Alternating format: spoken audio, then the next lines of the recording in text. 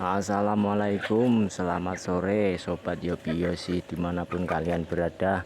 Bertemu lagi dengan Yobi Yosi RDA, masih membahas tentang seputar budidaya lobster air tawar. Oke, hari ini hari Minggu 25 Desember 2022. Ini saya akan membahas atau menjawab pertanyaan dari salah satu saudara kita yang menanyakan, yang mana dia itu punya lahan di kolam tanah itu ukurannya 5 kali 20 meter. Dia bertanya apakah bisa budidaya lobster air tawar di kolam tanah dengan luas seperti itu. Oke, akan saya jawab di video saya yang ini, tapi tidak lupa selalu dan senantiasa saya doakan semoga hari-hari kita, hari-hari teman-teman semuanya senantiasa menyenangkan. Oke, mari kita mulai.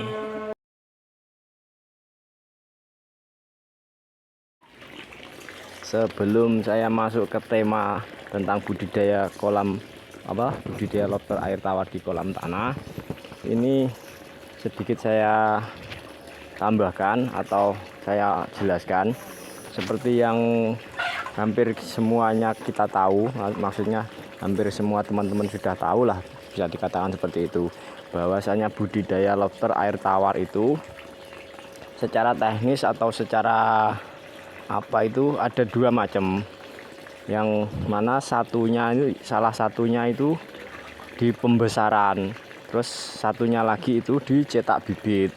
Kalau mempunyai lahan yang sangat luas dan telaten, dalam artian memperlakukan bibit yang masih kecil-kecil itu telaten, memijahkan itu telaten, itu bisa dilakukan bersamaan.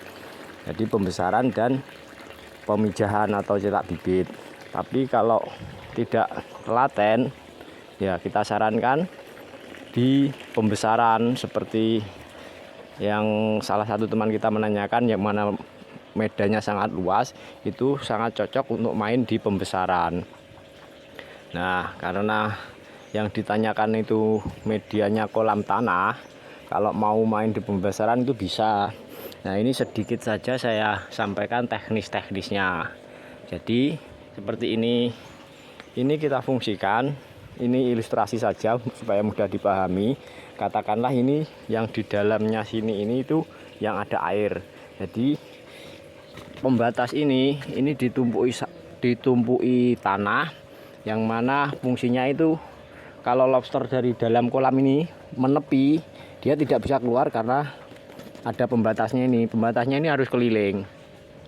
Fungsi pembatasnya ini selain untuk supaya lobster tidak bisa keluar, terus kalau yang dari luar itu supaya tidak ada hewan atau predator yang suka makan bibit lobster, seperti itu kodok yang kakinya panjang itu, kalau di sini namanya kodok bancet.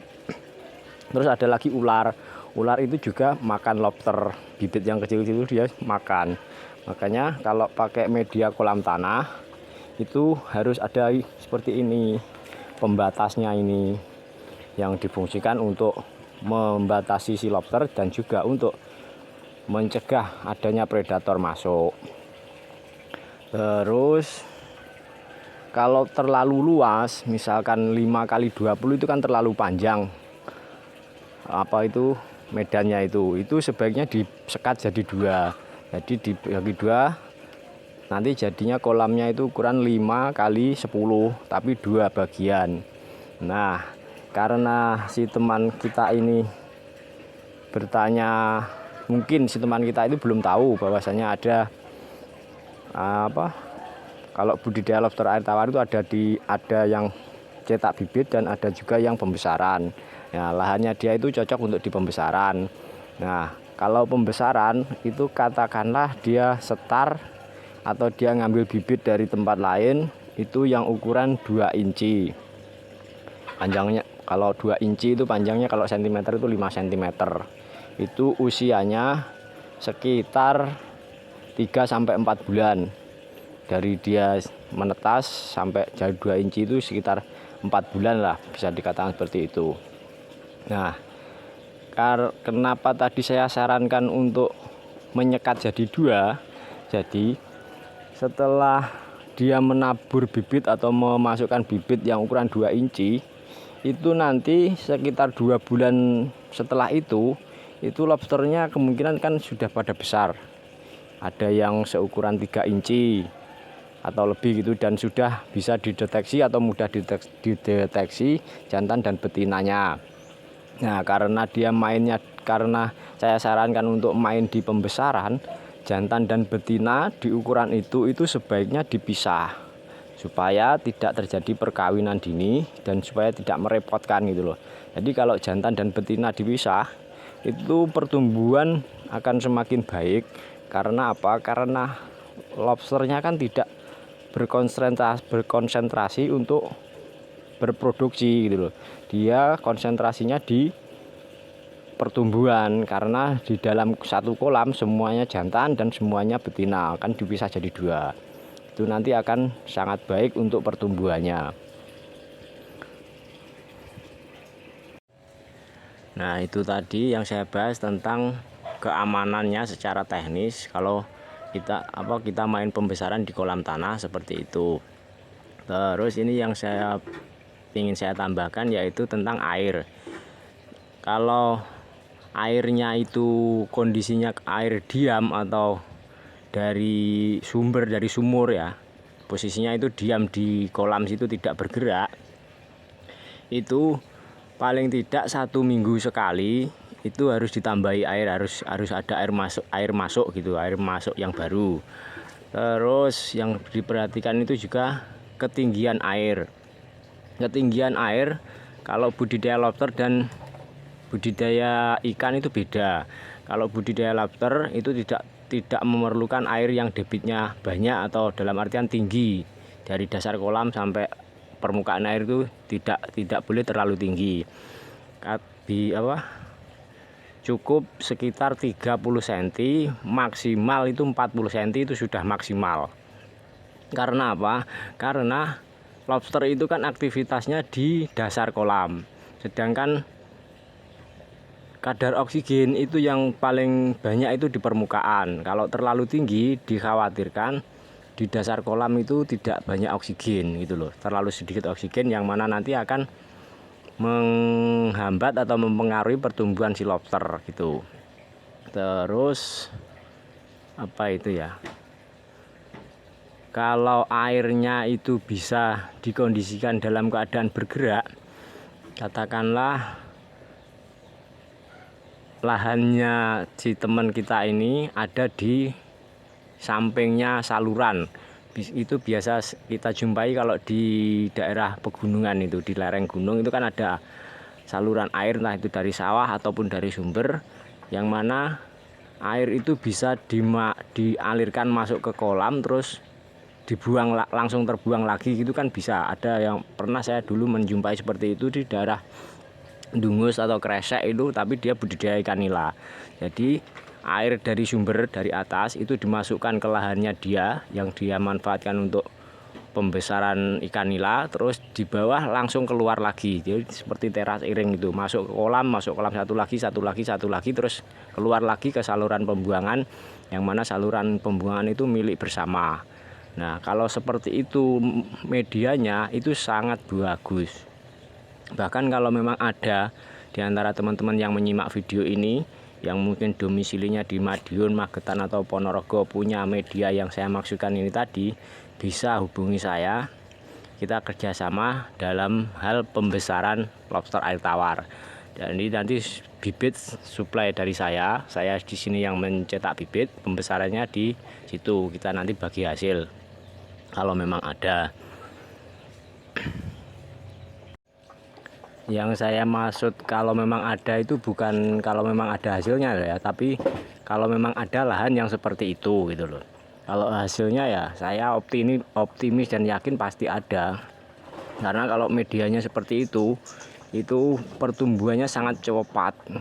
Yang mana kan airnya itu terus berganti, airnya mengalir dari sumber masuk ke lahan yang kita digunakan untuk pembesaran terus langsung keluar lagi terus menerus seperti itu sangat bagus untuk pembesaran. Dan juga pakan itu tidak terlalu banyak kalau medianya seperti itu kan, pakan-pakan yang alami yang ikut dari arus air dari sumber itu tadi kan lumayan banyak juga gitu loh, yang mungkin ada cacing atau apa gitu kan, ada yang itu nanti bisa dimakan oleh lobster yang kita besarkan di media itu.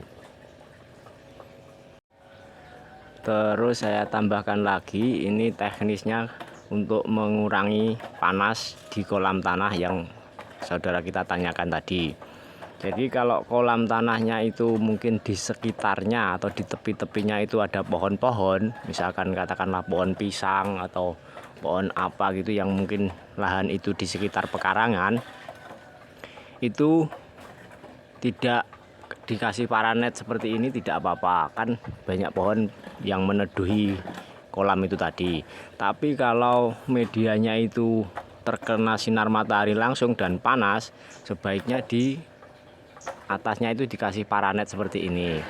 Kalau tidak dikasih paranet, kalau memang bisa mengkondisikan, kolamnya itu dikasih tumbuhan seperti eceng gondok atau apu-apu atau frogweed, intinya yang pokoknya yang tumbuh di air itu yang terbaik itu eceng gondok, karena eceng gondok itu akarnya itu juga menjadi makanan yang disenangi oleh lobster.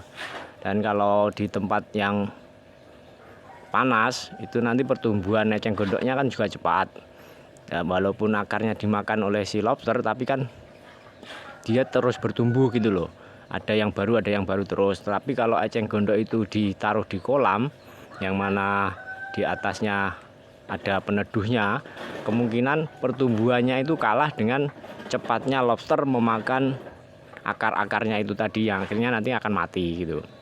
Karena dulu saya pernah di kolam saya ini tak kasih eceng gondok itu pernah, tapi ya itu tadi tersering itu dimakan, akarnya dimakan ya akhirnya ya mati eceng gondoknya. Nah seperti itu teman-teman jawaban saya tentang pertanyaan dari salah satu saudara kita yang menanyakan apa bisa budidaya lobster air tawar di kolam tanah. Jawaban saya seperti itu, kurang dan lebihnya. Apabila masih belum juga dipahami atau ada sesuatu yang ingin ditanyakan lagi, silahkan tulis saja di kolom komentar. Kalaupun kurang dipahami ya mohon maaf, karena apa ya, mungkin bahasa saya ribet atau gimana ya, memang seperti itulah saya, karena saya memang bukan dari latar belakang orang yang berpendidikan yang bisa menjelaskan sesuatu dengan jelas dan gamblang. Mungkin ya saya akan terus belajar untuk menjelaskan, tapi ya untuk sementara seperti itu yang bisa saya jelaskan. Oke, buat teman-teman yang baru mampir di channel ini, terima kasih. Bila mungkin informasi ini diperlukan oleh teman atau saudara-saudara kalian, silakan share saja. Dan bila berkenan silahkan subscribe. Sekian dan terima kasih. Wassalamualaikum. Ini saya tambahi tentang media yang di samping saluran air tadi. Jadi gambarannya itu seperti ini ya. Ini katakanlah ini parit saluran air ini sini, terus lahannya itu di samping parit.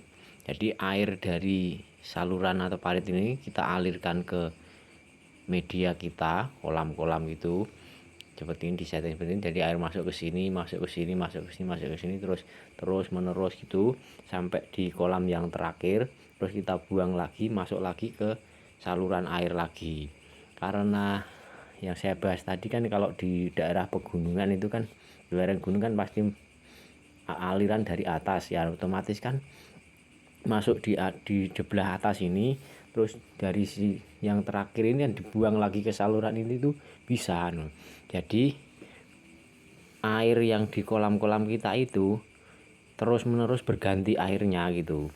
Nah kalau ada di antara teman-teman yang menyimak video ini yang mempunyai lahan seperti itu saya menawarkan untuk kerjasama.